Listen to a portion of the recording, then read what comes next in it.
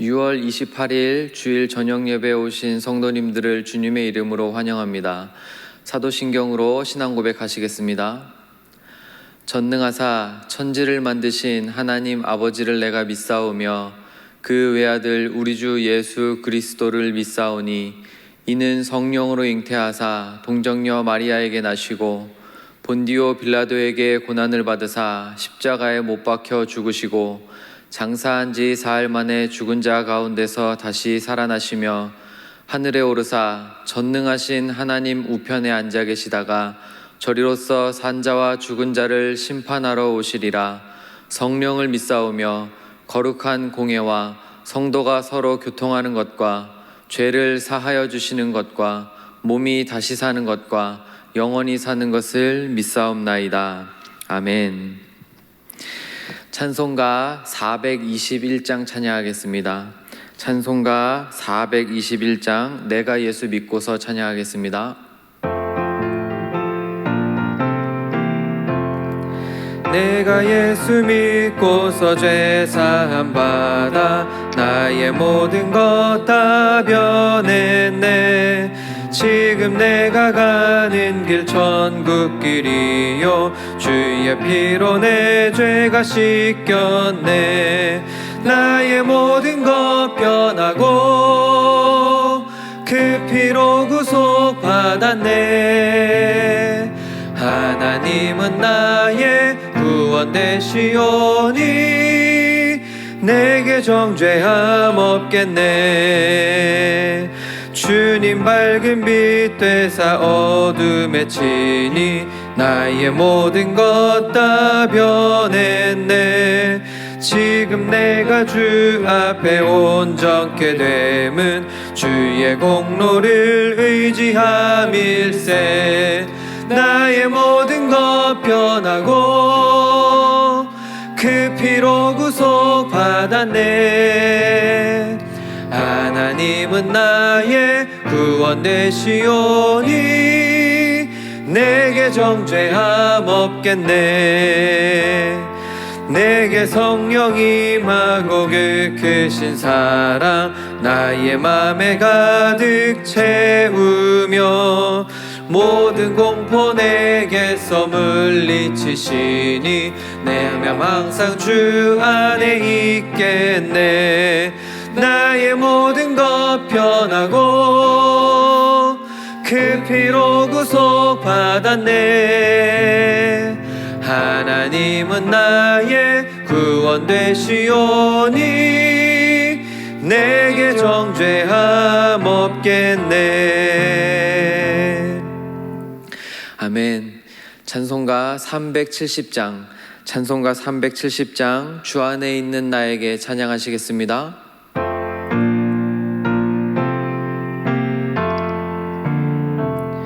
주 안에 있는 나에게 딴 근심이 있으랴. 십자가 밑에 나가 내 짐을 풀었네. 주님을 찬송하면서 할렐루야 할렐루야. 내 앞길 멀고 험해도 나 주님만 따라가리. 그 두려움이 변하여 내 기도 되었고 전날의 안숨 변하여 내 노래 되었네. 주님을 찬송하면서 할렐루야 할렐루야. 내 앞길 멀고 험해도 나 주 주님만 따라가리. 내 주는 자비하셔서 늘 함께 계시고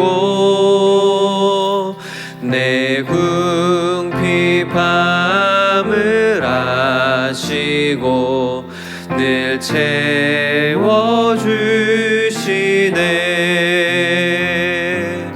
주님을 찬송하면서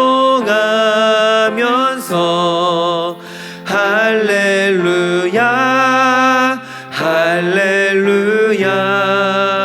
내 앞길 멀고 험해도 나 주님만 따라가리. 내 주와 맺은 언약은 내 주와 맺은 언약은 영불변하시니 그 나라 가기까지는 늘 보호하시네. 주님을 찬송하면서 할렐루야 할렐루야. 내 앞길 멀고 험해도 나 주님만 따라가리.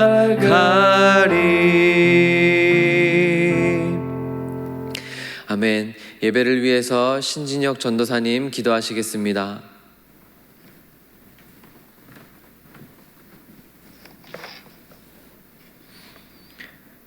자비와 은혜가 풍성한 하나님 아버지, 이 시간 우리에게 부어주시는 말씀에 흠뻑 빠지기를 원합니다. 거룩한 주일 하나님께 예배하며 말씀 안에 거하길 힘썼는지 돌아봅니다. 하나님이 주시는 참 평안 가운데 거하였는지 생각해보면 온전히 누리지 못하였다는 생각이 듭니다. 아직도 세상 가운데 가지고 온 여러 가지 불안과 염려들로 우리의 마음이 불안해질 때가 많습니다. 불쌍히 여기시고 우리를 위로하여 주옵소서. 무엇보다 그 평안이 우리의 순종하지 못함과 온전히 믿고 의지하지 못하는 불신에서 나오지 않는지 점검하기를 원합니다. 우리의 믿음 없음과 여전히 나를 고집하는 교만함에서 벗어날 수 있도록 인도하여 주옵시고, 하나님을 의지함이 우리의 힘임을 믿고 내 자신을 하나님께 드리는 우리가 되게 하여 주옵소서. 주님의 말씀이 우리의 발의 등이라고 말씀하신 하나님 아버지, 주님의 말씀하시는 대로 우리의 인생길을 걸어갈 수 있도록 인도하여 주옵시고, 갈수록 각박해져 가는 시대 속에서 이겨낼 수 있도록 인도하여 주옵소서. 뿐만 아니라 모든 세대가 그렇게 주님의 말씀에 순종하는 세대 되어 하나님을 기쁘게 하는 우리 모두 될 수 있도록 인도하여 주옵소서. 이제는 정혜주 목사님께서 말씀 선포하십니다. 말씀 하나하나 우리 가슴속에 새기고 하나님께서 말씀하시는 대로 살아가기로 결단하는 시간 되게 하옵소서. 우리를 이끄시고 붙드시는 예수님의 이름으로 기도합니다. 아멘.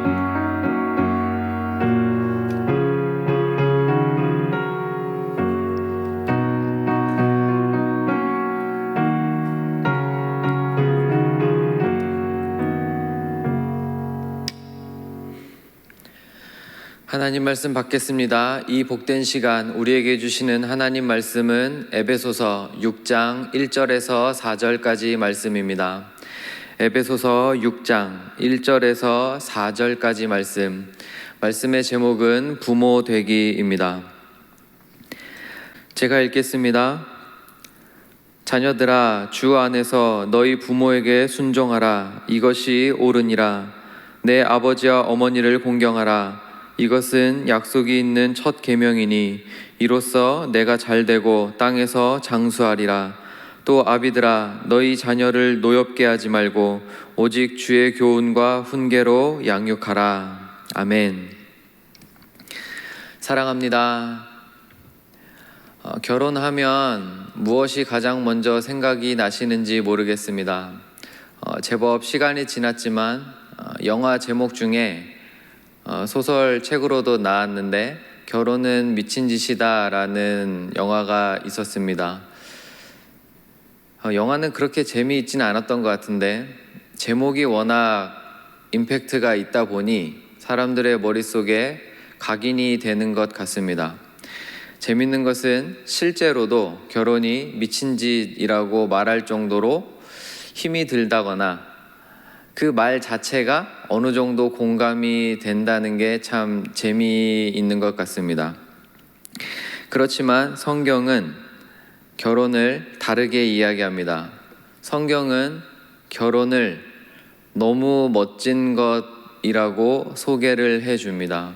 왜 그러냐면 우선 결혼을 주례하시는 분은 하나님이십니다. 결혼이라는 그 형식과 모양과 제도를 만드신 분이 신이신 하나님이시고 하나님께서 저희의 신앙하는 바 절대로 우연히 만나지 않아요.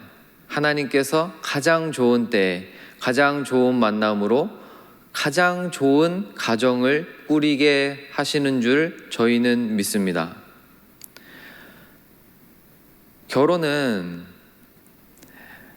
그 결혼이라는 단어 안에 다 담을 수 없을 만큼 무게감이 있지만 결혼 생활, 결혼 삶, 이 우리가 살아가는 이 삶 속에 정말 본질적이고 영적인 무언가를 가지고 있어요.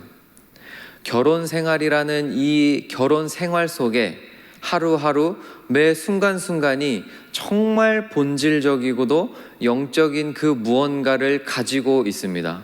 그래서 결혼은 진짜 신비롭고 놀라운 거예요. 굳이 좀 풀어서 설명을 하자면 결혼은 오늘 저희가 읽은 말씀처럼 바울이 비밀이라고 말하는 것처럼 결혼은 예수 그리스도와 주의 신부된 교회가 그 사이에 언약이 맺히는데 그 언약을 어떻게 신실하게 지켜갈 수 있는지 그 사랑이라고 표현되는 그 언약을 지키는 그 힘, 그게 어떻게 이 땅 가운데서 물리적으로 우리의 눈에 보여지는지를 보여주는 것이 결혼, 가정이라는 울타리입니다. 그래서 결혼은 정말 신비로운 거예요. 단순히 남녀가 사랑에 빠져서 평생 나와 함께하자 약속하고 결혼식 올려서 법적으로 도장 찍으면 결혼하는 그것이 다가 아닙니다. 하나님께서 디자인하시고 하나님께서 직접 주인 되셔서 하나님께서 직접 운영해 가시는 결혼과 결혼 생활과 가정이라는 것은 그렇게 가벼운 것이 아닙니다. 여하튼 그래서 결혼은 참 놀라워요. 신비롭고 그리고 정말 비밀입니다. 다 아는 것 같지만 막상 아는 대로 살려고 하면 잘 안 되는 결혼 생활이라고 말할 수 있을 것 같습니다. 그래도 다행히 결혼들은 많이 하려고 해요. 옛날보다 많이 좀 줄었다고는 하지만 그래도 결혼은 하겠다는 청년들이 많이 있습니다. 그런데 부모가 되는 것은 또 다른 문제입니다. 부모하면 무엇이 가장 먼저 떠오르시는지 모르겠어요.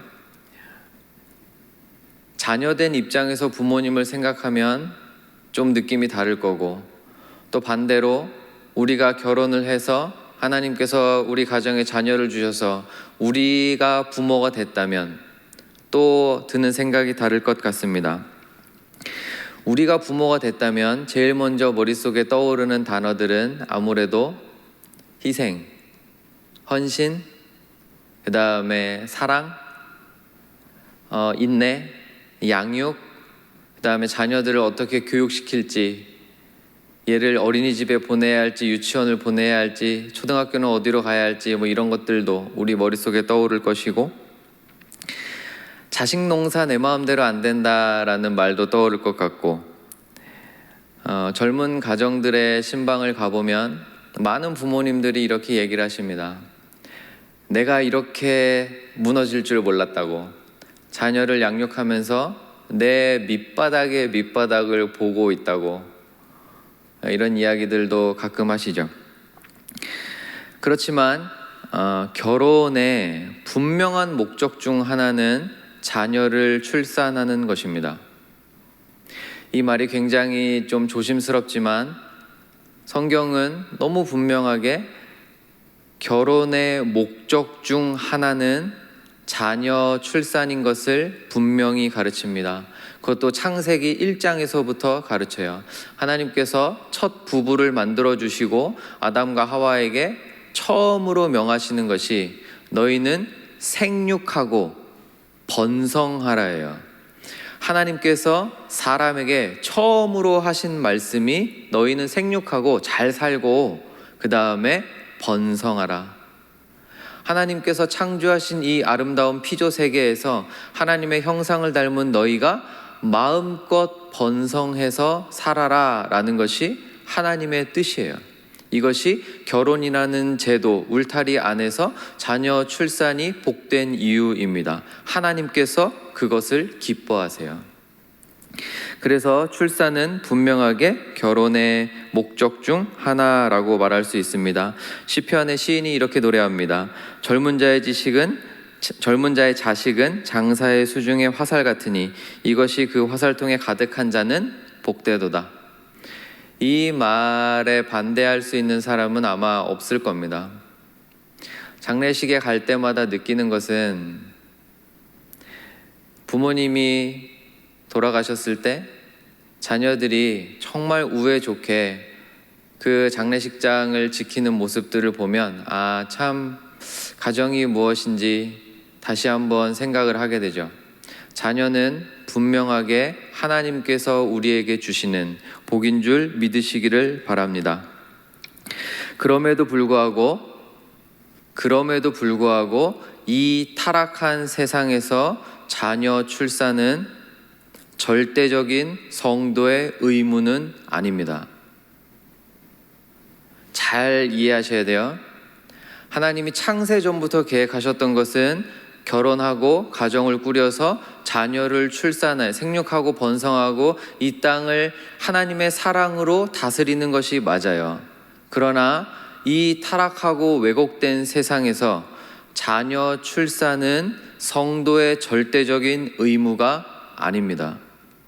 이것이 바울이 이야기하는 내용들이에요. 고린도후서나 에베소서에서 계속 이야기하는 것은 그 본질이 중요한데 성도는 절대적인 의무를 가지는데 그 중에 하나가 영적인 자녀를 생산하는 것입니다.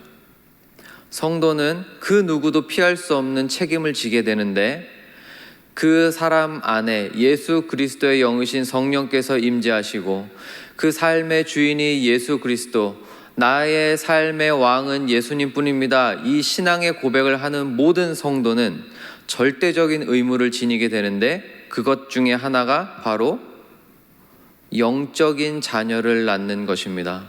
쉽게 말하면 전도하는 것, 영혼을 구원하는 것, 이것이 절대적인 의무이고 육체적인 자녀를 출산하는 것은 하나님께서 절대적인 의무라고 말씀하시지 않으세요. 그리고 엄밀하게 말하면 하나님께서 주시는 것이기 때문에 우리의 노력만으로는 이룰 수 있는 것도 아닙니다. 이걸 혼동하시면 안 돼요.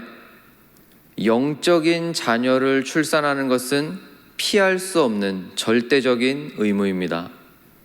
그러나 육체적인 자녀를 출산하는 것은 하나님의 뜻에 달려 있습니다. 한 가지 더 말씀드리고 싶은 것은 바울이 에베소서에서 계속 이야기하고 있는 것, 특히 저희가 읽은 이 본문에서 이야기하는 것은 자녀 출산 너무너무 귀하고 복되고 아름답고 좋은 것이지만 더 중요한 것은 양육이라는 것입니다. 하나님께서는 부모가 된 사람들에게 자녀를 출산한 뒤에 너희 마음대로 키워라 라고 말씀하시지 않으세요. 오히려 명령을 주세요. 반드시 지켜야 할 명령들을 주세요. 그 중에 하나가 오늘 저희가 읽은 본문의 말씀입니다. 보십시오. 6장 1절에 아까 저희가 자녀들아 해서 자녀들에게 먼저 말씀을 주세요. 자녀들아, 주 안에서 너희 부모에게 순종하라. 사랑하는 성도 여러분, 우리 중에 자녀가 아닌 사람은 한 명도 없죠. 이미 부모가 되셨고 손주까지 보셨어도 우리는 부모님이 계십니다. 자녀는 부모에게 순종하는 것이 옳습니다. 다시 한번 읽겠습니다. 자녀들아, 주 안에서 너희 부모에게 순종하라. 이것이 옳으니라예요. 선택이에요. 순종할 수도 있고 안 할 수도 있어요. 그러나 순종하라는 것입니다. 왜요? 이것이 옳아요. 하나님께서 세우신 질서예요. 그래서 자녀는 부모의 마음을 기쁘게 해드리는 순종의 삶을 사는 것이 선을 이루는 것입니다. 그러나 단서가 딱 하나 붙어요. 뭡니까? 자녀들아, 주 안에서 너희 부모에게 순종하라. 이것이 옳으니라. 사실 너무 당연한 거죠. 부모님이 자녀에게 죄를 명하면 따르지 않는 것이 부모님을 위하는 길입니다. 부모님께서 정말 흔치 않지만 인생의 경험과 세상살이의 그 경험이라는 것은 어쩔 수 없이 선한 것들을 깨닫게 만들기 때문에, 그것도 부모님이 사랑하는 자녀에게 말씀하시는 것은 악을 명하실 땐 없죠. 그러나 그럼에도 불구하고 정말 인간이기에, 사람이기에 실수하실 수 있어서 잘못된 것을 자녀에게 명하실 수 있는데, 말씀하실 때가 어쩌다가 한 번 있을 수 있는데, 그럴 때는 부모님을 위하여 지혜롭게 선택하는 것이 옳습니다. 이 말을 다 이해하시리라 믿습니다. 주 안에서 순종하는 거예요. 이 말씀은 오히려 순종하기 싫지만 예수 그리스도께서 십자가를 지라 하시는 하나님 아버지의 말씀에 온전히 순종하셨던 그 순종을 기억하며, 주 안에서 순종하라라는 말씀은 십자가 지기까지 순종하셨던 하나님 아버지의 말씀에 순종하셨던 예수 그리스도를 생각하며 부모님의 말씀에 순종하는 것을 명하는 것입니다. 4절을 보시면 또 아비들아, 너희 자녀를 노엽게 하지 말고 이렇게 시작을 해요. 1절에 자녀들아, 주 안에서 너희 부모에게 라고 하셨거든요.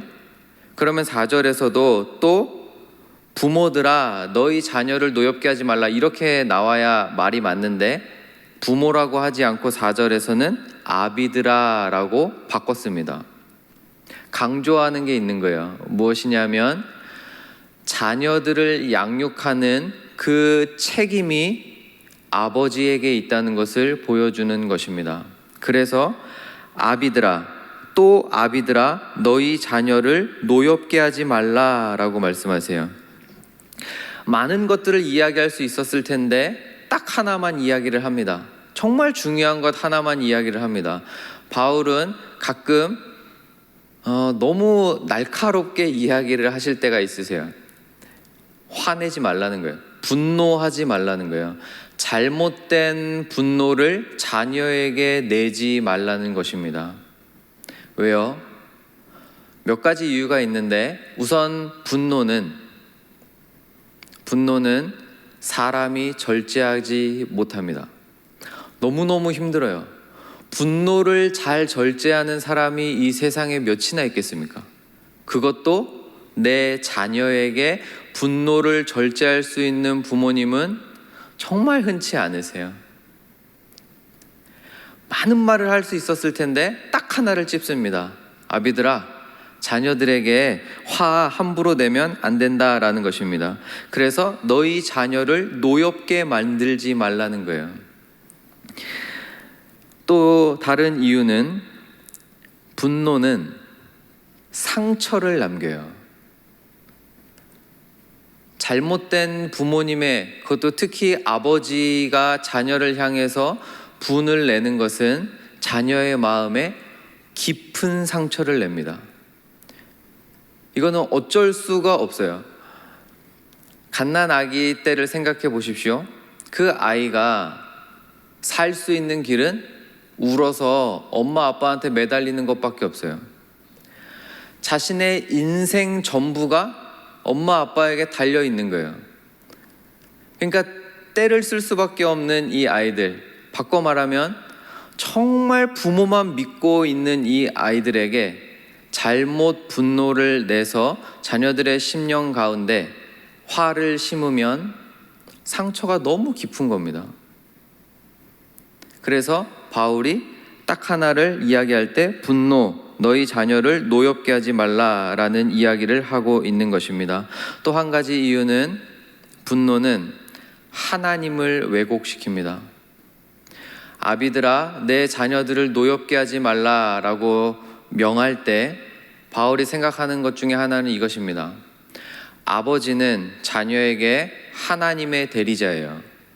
그런데 아버지가 잘못된 것을 자녀에게 심고 아버지의 그 가장의 권한이 하나님을 대신해서 보여주고 있는 것인데, 그 권한과 그 책임을 잘못 사용해서 자녀의 마음에 노를 심으면, 자녀의 마음에 상처를 주면, 잘못된 분노를 자녀에게 내면 하나님의 형상이 자녀에게 일그러집니다. 그래서 바울이 이 한 가지, 자녀들의 마음을 노엽게 하지 말라고 지금 아비들에게 명하고 있는 것입니다. 사랑하는 성도 여러분, 결혼을 하셔서 하나님께서 자녀를 주셨습니까? 부모님이 되셨나요? 잘 생각해 보십시오. 저희는 성인이 된 것이지, 그래서 결혼했고 남편과 아내가 된 것이지 자동적으로 부모가 되는 것은 아닙니다. 자녀를 출산하셨습니까? 그럼 부모가 되셨는데, 겨우 부모가 되신 건데 그제서야 아빠 1살 되신 거예요. 엄마 1살 되신 거예요. 잘 할 수 있을 리가 없는 거예요. 사랑하는 성도 여러분, 그리고 특별히 우리 부모님들, 부단히 예수 그리스도께 나아오셔서, 말씀이신 예수 그리스도께 나아오셔서 부모 되게 해달라고 기도하시기를 바랍니다. 멋진 부모 되게 해달라고 기도하시기를 바랍니다.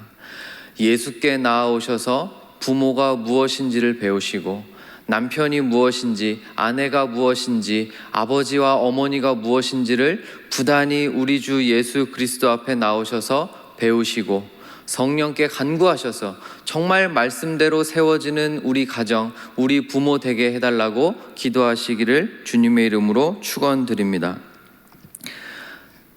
말씀을 정리합니다. 이제 겨우 부모 1살, 2살 됐는데 잘 못하는 게 정상이에요. 내가 과연 자녀를 잘 양육하고 있는 것일까? 내 자녀가 초등학교 들어갔을 때 그 느끼는 불안함, 중학생, 고등학생, 이제 대학생 돼서 내 품을 떠날 것 같은 자녀들, 그 어느 한순간도 부모의 노릇을 한다는 것이 쉽지 않죠. 저희가 할 수 있는 것은 부단히 말씀으로 우리 자신을 바로 세우고, 부단히 말씀으로 우리 자신을 부모로서 바로 세워가고, 특별히 부모는 이렇게 해야 한다라고 주신 말씀들을 상고하면서 우리의 마음에 새기고 몸부림치면서 하나님이 우리에게 맡겨주신 자녀들을 예수 그리스도의 제자로 양육하는 부모 되시기를 축원드립니다. 쉽지 않아요. 그러나 배워가면서 성령이 주시는 은혜에 힘입어서 다 부모가 되어가는 것입니다. 특히 예수님께 배우십시오.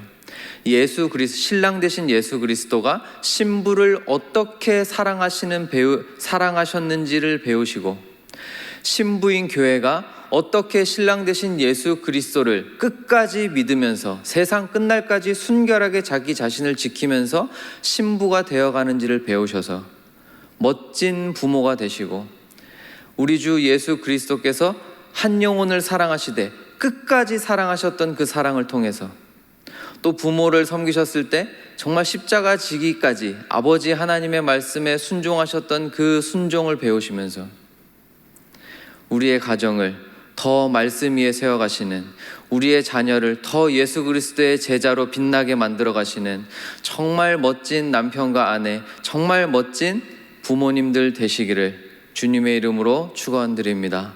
기도하겠습니다. 사랑하는 하나님 아버지, 오늘 말씀을 통해 다시 한번 우리 자신을 또 우리 가정을 되돌아봅니다. 하나님 아버지, 헛되게 분노하지 않도록 우리들을 붙들어 주시옵소서. 특별히 우리에게 주신 자녀들을 기억하며 정말 주께서 하셨던 것처럼 우리 자녀들을 사랑하고 양육할 수 있도록 은혜를 베풀어 주시옵소서. 주님, 다 아는 것 같지만 정말 막상 이 코로나 때문에 우리 가정의 얼굴들을 봅니다. 오직 은혜를 사모하며 나아가오니 주님 은혜를 베풀어 주시옵소서. 예수님의 이름으로 기도합니다. 아멘. 이제는 우리 주 예수 그리스도의 은혜와 하나님의 사랑과 성령의 교통하심이 이 말씀 붙들고 다시 한번 우리의 가정을 말씀 위에 세우기를 소원하는 주의 백성들 머리 위에 이제로부터 영원토록 함께 있을지어다. 아멘.